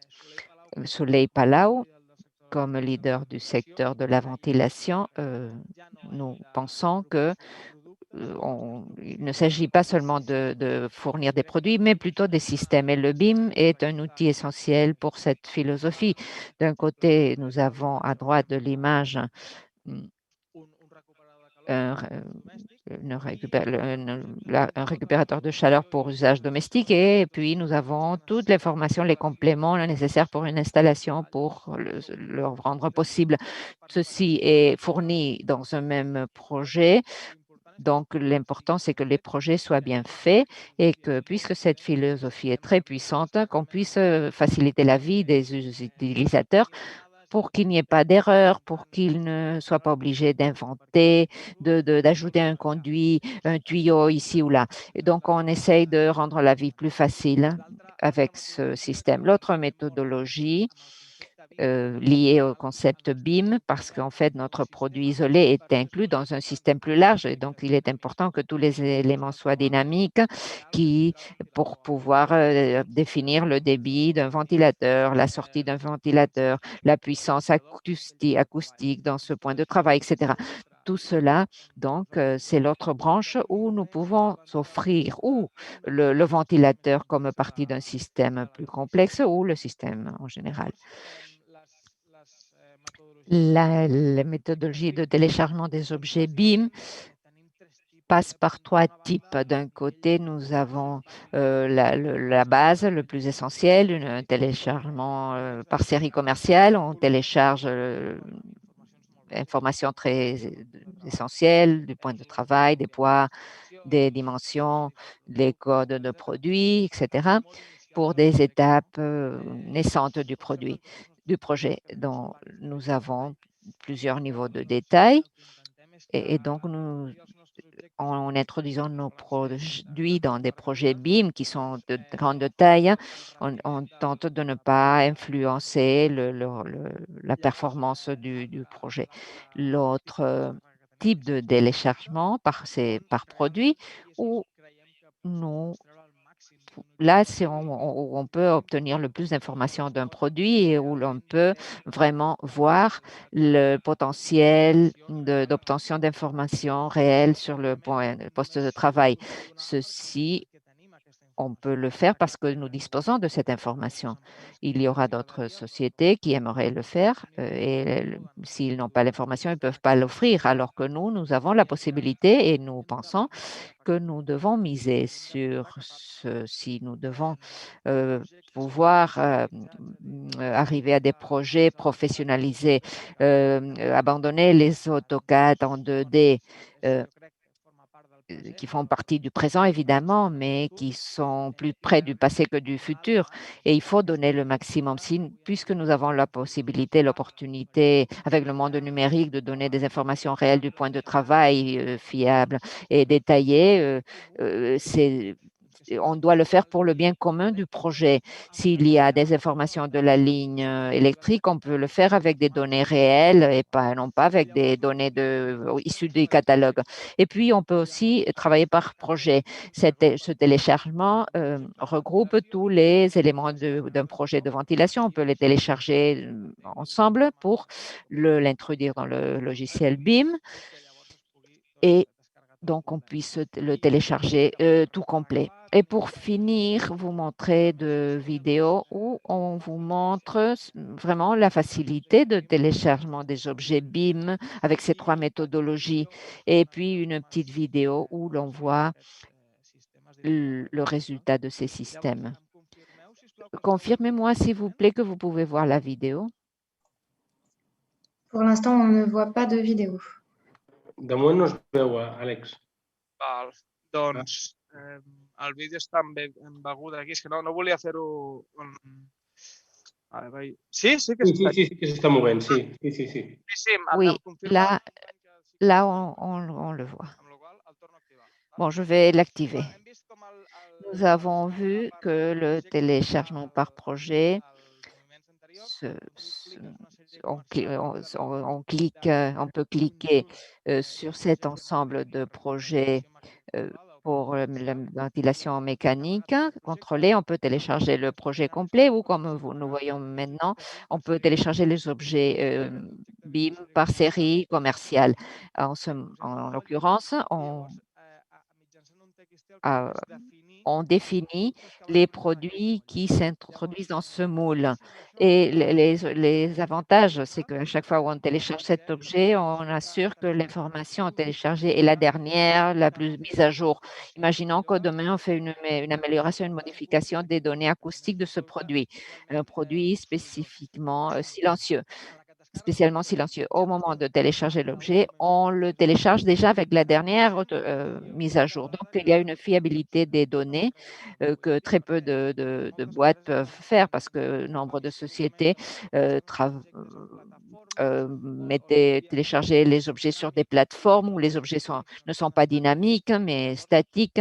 Et donc, avec ce système, on peut résoudre ce problème. C'est un problème très approprié pour être aligné avec la philosophie BIM, qui est la philosophie du futur. Ce dernier point, c'est la télécharge par projet. On peut avoir plusieurs produits dans un système, dans un projet de ventilation. Et on ne veut pas, par exemple, télécharger chaque produit, on les télécharge ensemble. Et si demain, il faut modifier un des points, on peut directement accéder, modifier ce point sur le projet. On peut retélécharger tout le projet. Et là, une vidéo très courte pour voir les objets dans Revit. Je sais que j'ai dépassé mon temps, je le sais. Mais la vidéo est très, très courte. Là, vous voyez l'information du produit avec le point de travail, pression statique, débit, les informations statiques, les poids, les dimensions, les descriptions, etc. Et voici l'exemple du projet dont je parlais au début de la ventilation résidentielle. Et voilà, avec ceci, je finis ma présentation. Merci beaucoup à vous, Monsieur Maimo. Je propose qu'on passe directement à la présentation suivante avant de reprendre le temps de questions-réponses à la fin. Comme ça, on laissera suffisamment de temps à chaque intervenant. Monsieur Alamy, Philippe Alamy, directeur associé de Enerbim, va maintenant nous parler du BIM appliqué au solaire photovoltaïque intégré. Bonjour à tous, bonjour à toutes. Merci d'écouter ma présentation. Vous voyez bien mon écran? Oui. Alors c'est parti. Retour d'expérience donc en architecture solaire et BIM, Building Integrated Photovoltaics, BIPV, dont nous sommes leaders. Nous, Enerbim, basé à Toulouse, en France. Donc je vais vous parler du BIM et du BIPV. Enerbim, on a une longue expérience de plus de 15 ans dans la simulation solaire avec un moteur de ray tracing que nous avons créé nous-mêmes qui nous permet de développer divers outils qui sont un peu connus sur le marché français pour l'énergie solaire en particulier et la lumière naturelle. Donc, nous sommes experts en BIM et énergie. Le but de cette expérience, ce retour d'expérience, c'est de se transposer dans un monde qui concerne donc l'architectural, mais l'urbain, donc diverses échelles, à partir de maquettes BIM ou non BIM, de divers formats et de divers niveaux de définition, niveau de détail, pour appliquer des simulations et prescrire des matériaux nouveaux qui sont les matériaux BIPV, donc intégration solaire. Toujours vraiment en contexte BIM et en contexte de réciprocité entre les maquettes. Donc maquettes que nous allons créer nous-mêmes. On travaille beaucoup sur les projets européens, donc 2 projets majeurs, un qui vient de se terminer, PV Sites, et un qui est en cours, qui s'appelle BIPV Boost, donc projet financé par l'Europe. Et nous avons des partenaires catalans, notamment COMSA, qui est ici présent, et que je salue. Et d'autres partenaires sur la plateforme ibérique, bien sûr. Le but, donc, dans l'intégration solaire, c'est vraiment de coupler l'intégration du bâtiment lui-même, donc bâtiment dans son ensemble, avec la simulation solaire, et de développer en virtuel des produits BIPV qui vont remplacer des matériaux traditionnels. Et la solution que nous avons pensée et qui est naturelle pour nous, c'est évidemment le BIM, pour apporter tous ces enseignements et tous ces paramètres. Donc le but de ce REC, c'est de présenter nos travaux, ouvrir des perspectives, partager une ambition qui peut être commune. Nos travaux, donc, c'était de challenger le processus traditionnel de la conception-construction jusqu'à la maintenance avec le BIM et le solaire. Avec un logiciel nouvelle génération qui s'appelle, dans notre cas, BIM Solar, qui permet justement de faire ce mix entre produits et bâtiments, tout en calculant à la base le productible solaire, bien sûr, le productible photovoltaïque, mais au-delà de permettre des échanges d'informations. Donc, le processus visé, il est essentiellement architectural, puisque c'est en phase architecturale que tout se décide, que les grands choix sont déterminés, et donc les niveaux de risque doivent être également pris. Donc, c'est là qu'il faut générer un maximum de données. Donc, on sait très bien que c'est dans le concept design que se jouent les choix des matériaux, que se jouent les choix architecturaux et les études de faisabilité, notamment entre divers participants, l'architecte et les ingénieurs. Et le BIM, je le résume moi comme un iceberg où on connaît bien la partie émergée qui comprend les notions de visualisation, de coordination, bien sûr, d'émission de quantité et de nomenclature, bien sûr.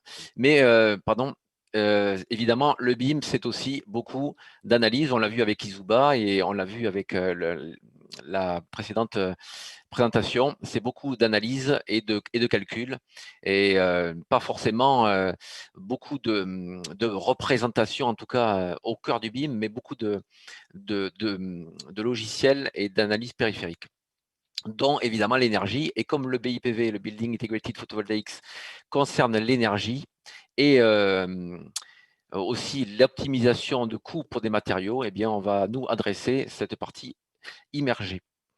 Le REX des produits BIPV, c'est un REX sur la virtualisation et le paramétrage. Nous avons créé donc les premiers objets Revit paramétriques, complètement paramétriques, avec des nouveaux matériaux en couche mince notamment. Vous voyez des produits CIGS en réel et en virtuel.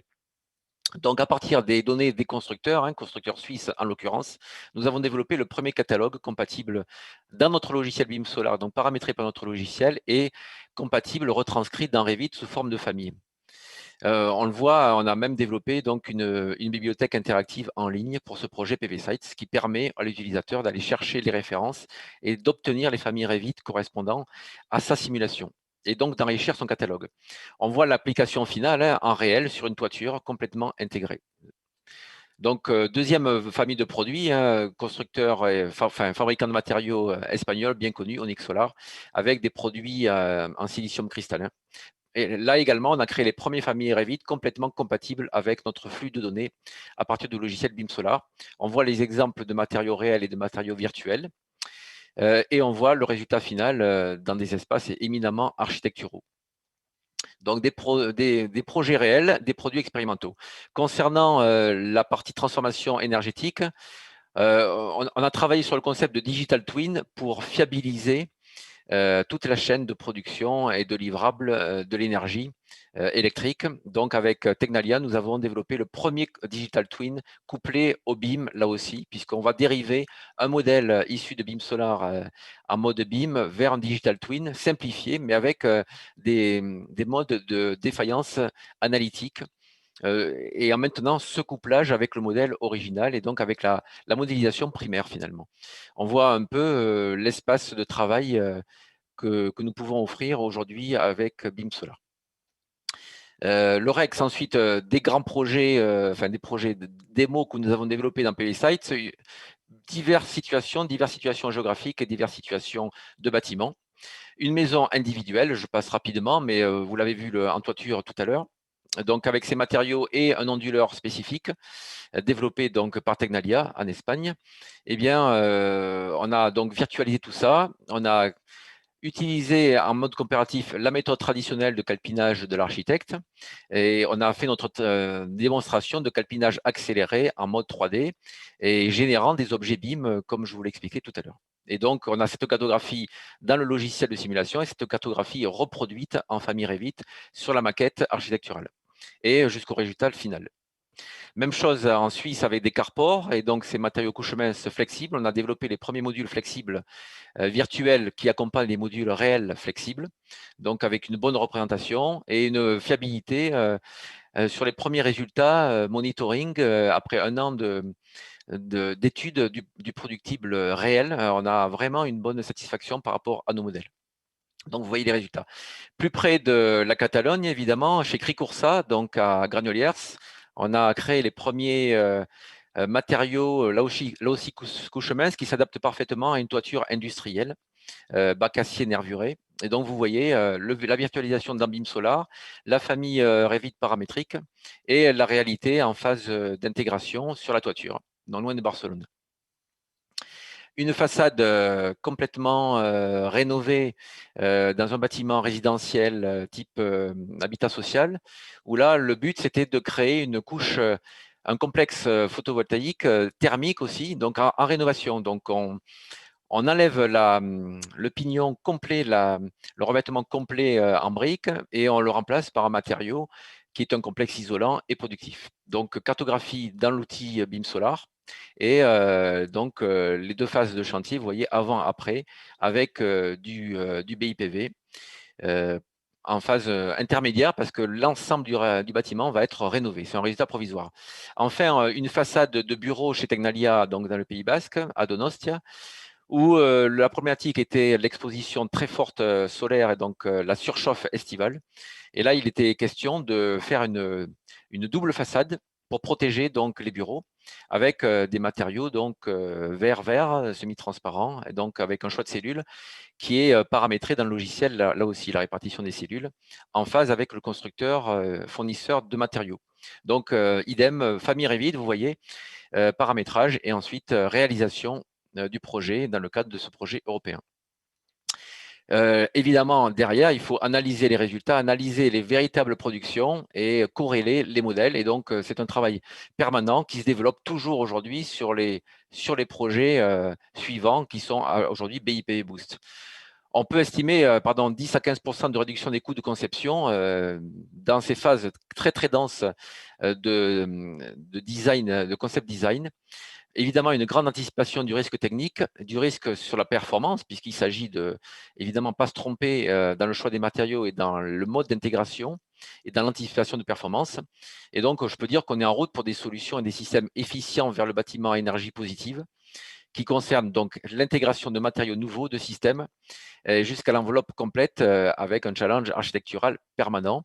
Et donc, ils font appel à des efforts de co-simulation, de scénarisation énergétique qui vont jusqu'à l'autoconsommation, bien sûr, et au-delà de la conception-construction, qui vont jusqu'au digital twin, couplé avec un monitoring pour anticiper les modes de défaillance, qui reste toujours le grand sujet de la fiabilité sur la durée de ces installations d'enveloppe nouvelle génération.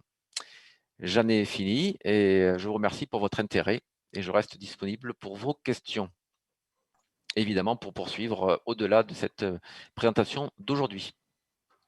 Merci beaucoup, Monsieur Alamy. Alors, pas de questions dans le chat. Je propose qu'on continue, qu'on fasse la dernière présentation et ensuite on aura un temps un peu plus important pour les échanges. C'est alors l'entreprise Rockwool qui va intervenir. Alors, Anna Manies, de chez Rockwool, qui va nous parler de l'isolation, le BIM et l'isolation des bâtiments. Vous pouvez partager votre écran. Bonjour tout le monde, merci beaucoup de m'avoir invité. Est-ce que vous pouvez voir mon écran? Oui, parfaitement.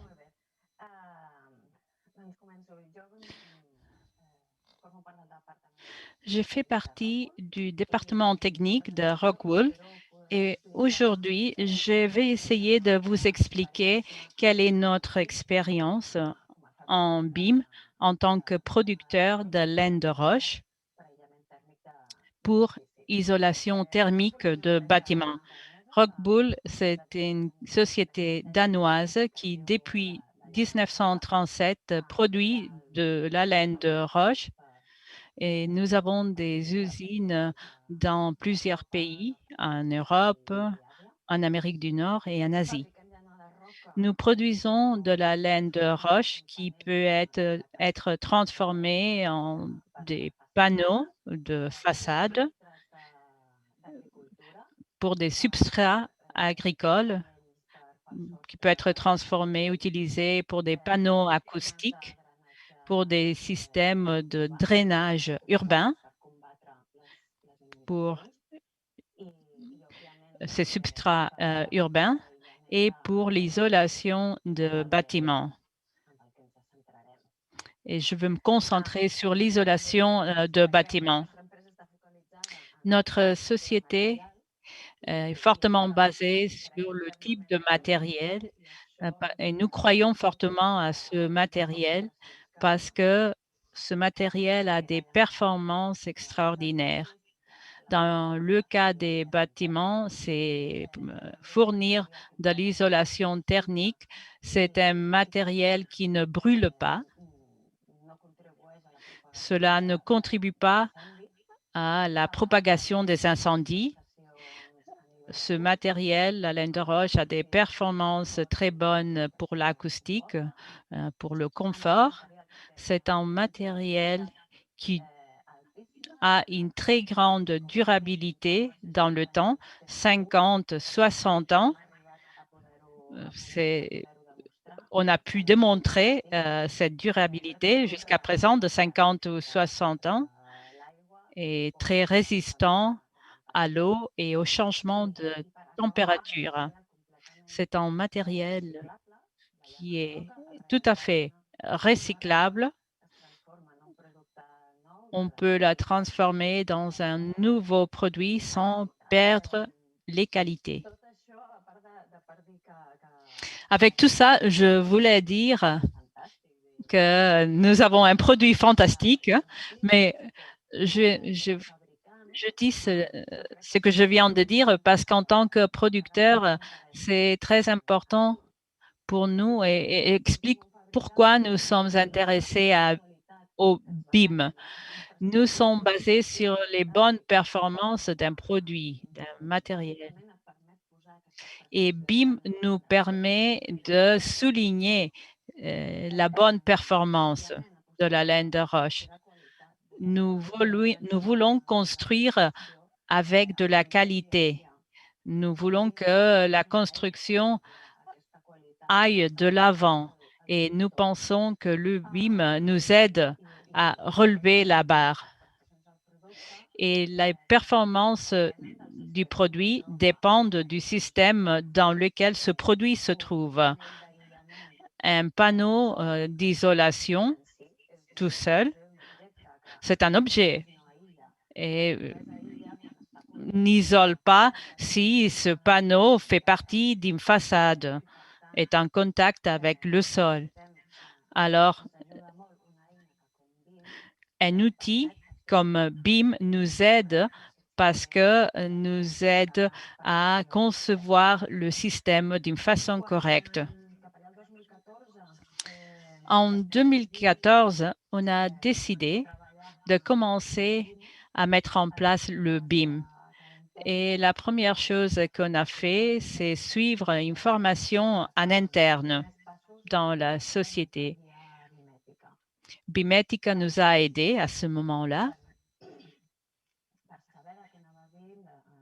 On voulait comprendre ce que BIM voulait dire et avoir des notions basiques et décider rapidement quel département allait faire quoi par rapport au BIM.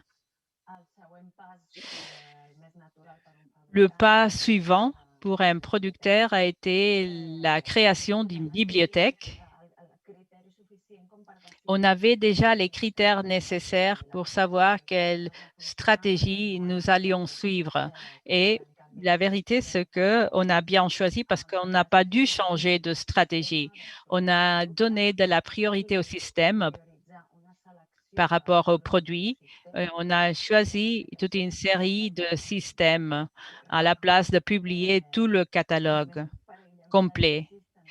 Nous avons plus de 80 références pour l'isolation du bâtiment. C'est beaucoup.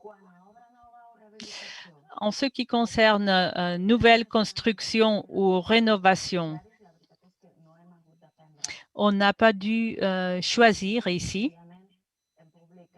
On a publié des objets qui peuvent être utilisés pour des rénovations ou pour des nouvelles constructions.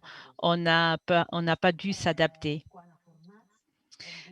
En ce qui concerne les formats, on a vu qu'en Espagne, Revi a une très grande acceptation.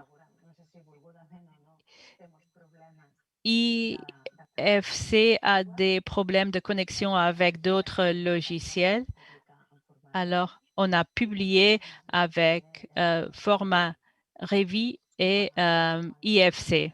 Et en ce qui concerne les différents canaux, on a notre propre canal. C'est le canal que vous pouvez voir sur l'écran. Mais aussi, on est présent sur des plateformes externes pour montrer nos solutions. Sur notre site web,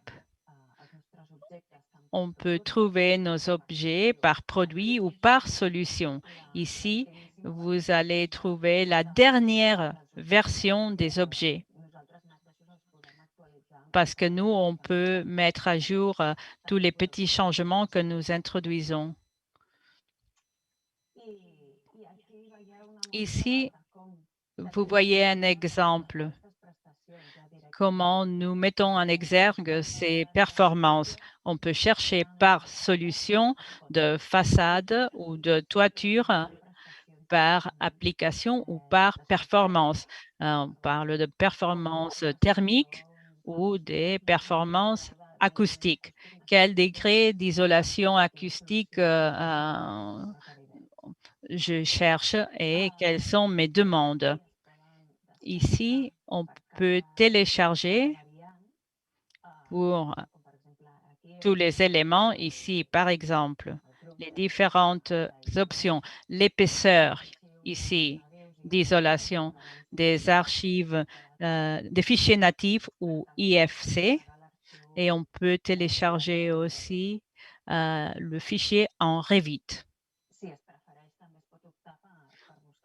Et on peut aussi chercher par produit et télécharger en IFC natif tous les fichiers avec les prestations ou les performances techniques, les caractéristiques techniques d'un produit.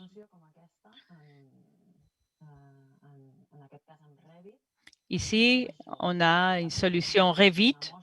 On a un échantillon d'une partie d'un mur. C'est un mur en céramique, l'isolant.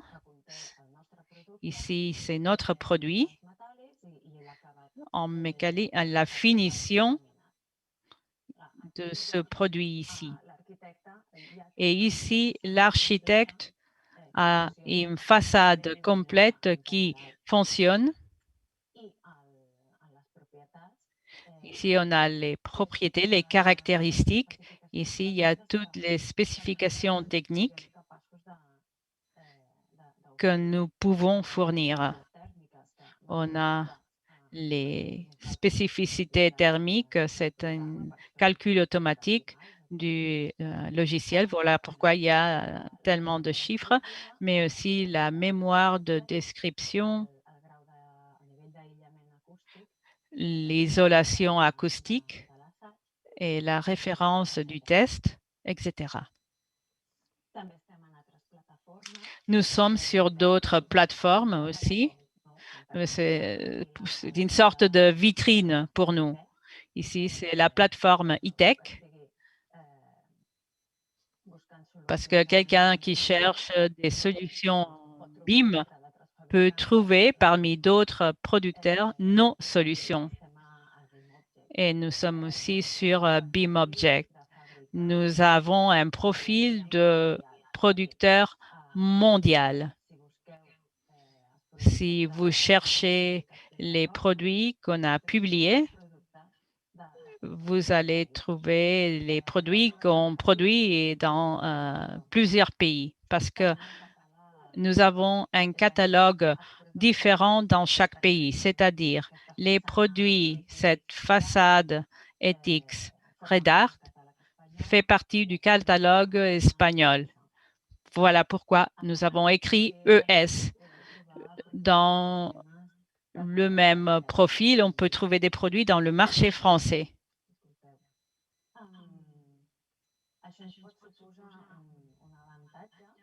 Cela peut être un avantage ou un inconvénient.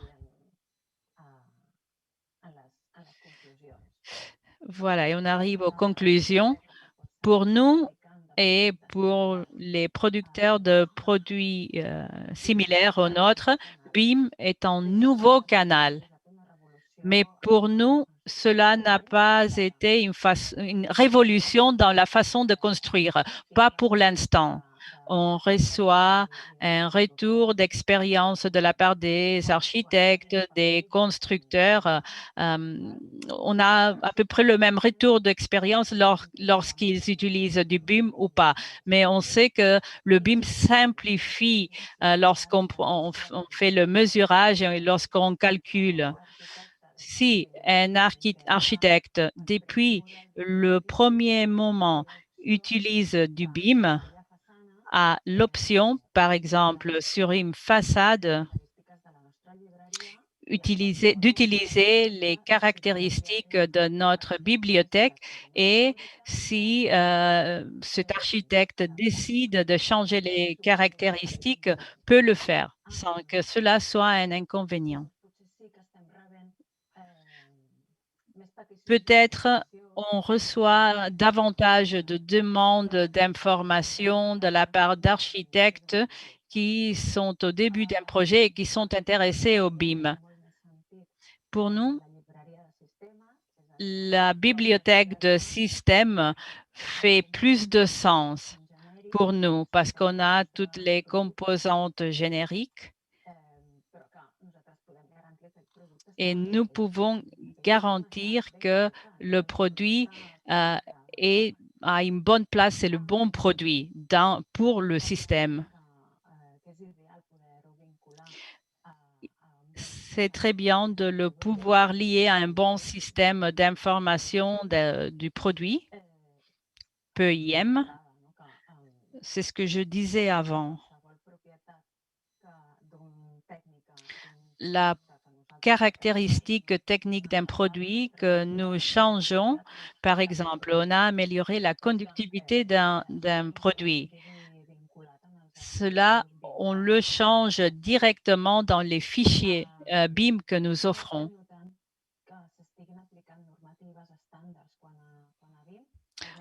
Nous pensons qu'il n'y a pas de changement de normes et règles BIM dans notre secteur. Nous n'avons pas reçu de demande spéciale dans ce sens. Et on a une prescription sans frontières. C'était une opportunité pour nous.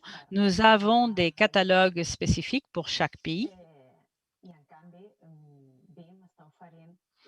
Mais BIM nous offre la possibilité que des bureaux d'études dans tout le monde puissent télécharger un produit qui est commercialisé, qui est en vente seulement en Espagne ou au Portugal. C'est une opportunité parce qu'un bureau d'études, une agence d'architectes qui se trouve ailleurs est en train de faire un produit pour un projet en Espagne. Alors, c'est une opportunité. Mais par contre, ça peut être aussi un danger parce qu'un architecte veut un produit spécifique, mais ce que cet architecte a prescrit, c'est impossible à appliquer. Et c'est ce que BIM essaye d'éradiquer. Jusqu'ici, notre expérience, nos conclusions. Merci de m'avoir écouté et si vous avez des questions, je serai enchantée de répondre et si on n'a pas le temps, vous pouvez m'envoyer un courriel. Merci beaucoup de m'avoir écouté. Merci, Anna. Merci pour vos présentations. Alors, je ne vois pas de questions dans le chat. Est-ce que des intervenants souhaiteraient s'exprimer directement avec le micro en activant le son?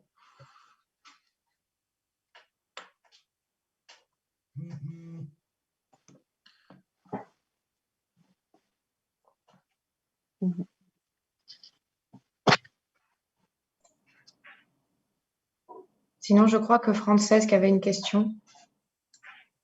Sí, Aline, gràcies. Merci.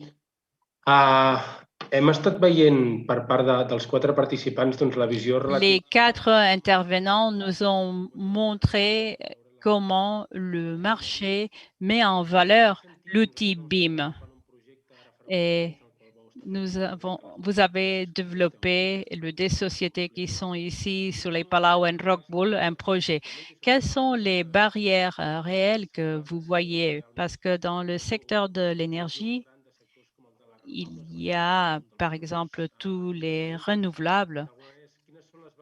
Quelles sont les barrières que vous croyez qui existent et comment est-ce qu'on peut faire face à ces barrières afin de les surmonter?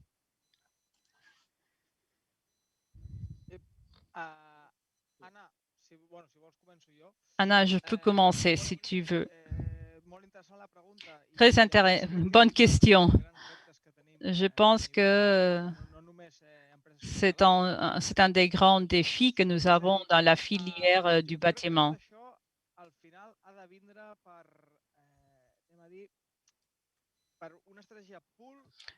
Je pense qu'il faut avoir une stratégie pool, c'est-à-dire des administrations qui ont des fonds publics. Au début, des bureaux d'études nous disaient qu'ils avaient dû faire un changement très grand et aller vers des prestations BIM, des performances BIM. Et certains d'entre eux se plaignaient d'un problème économique parce qu'il y a un processus d'apprentissage difficile, complexe pour utiliser les outils BIM. Et cela n'a pas entraîné une augmentation des prix ou des honoraires. Je parle de la Catalogne parce que c'est la zone géographique que je connais le mieux. Mais j'ai l'impression qu'on est en train de demander beaucoup sans que cela entraîne une compensation économique importante pour que les ingénieurs, les bureaux d'études fassent cette upgrade, cette actualisation, cette mise à jour pour aller vers des méthodes de collaboration. Je pense que s'il y avait des plans d'aide, de la formation gratuite, je pense que cela pourrait aider beaucoup. C'est vrai que tous les bureaux d'études avec lesquels on a travaillé, une fois ils ont essayé, c'est la panacée. Ils adorent, ils aiment beaucoup parce qu'ils comprennent la philosophie et si on travaille bien, comme je pense que nous sommes en train de faire sous les Palau avec des projets dynamiques, en ayant un bon portfolio et je pense que ces bureaux d'études commencent à utiliser BIM. C'est un premier pas plus facile pour les grandes sociétés parce qu'ils ont plus d'argent et ils peuvent consacrer une partie du personnel à la formation. Mais pour les petites entreprises ou bureaux d'études, c'est plus compliqué. Je ne sais pas, Anna, si tu veux ajouter quelque chose ou Philippe, Eduardo, si vous voulez ajouter quelque chose, n'hésitez pas. Je voudrais dire que le retour d'expérience qui nous arrive vient du secteur privé. En tout cas, pour nous en Espagne. Je ne sais pas si l'initiative publique ou les autorités devraient faire davantage. Et